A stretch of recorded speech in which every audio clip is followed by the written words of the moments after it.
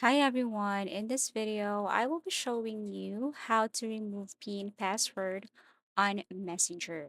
So first, you just have to open your Messenger application, tap these three lines at the top left corner, click the gear icon, and then scroll down here till you see privacy and safety.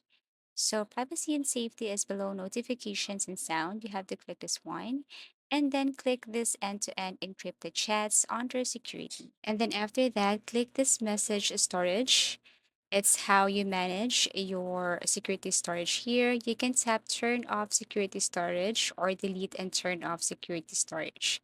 So for this tutorial, I'm gonna click this delete and turn off security storage. So here you will see this option, delete secure storage. All you have to do is to click this one and it will ask, or they will ask you again if you want to delete this, just tap continue.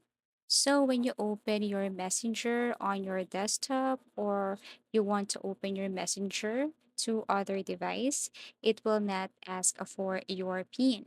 However, you can turn this on anytime. If you wanted to, just go back to end-to-end encrypted chats, message storage, and then turn on secure storage. As easy as that. And that's how you easily remove PIN password on Messenger.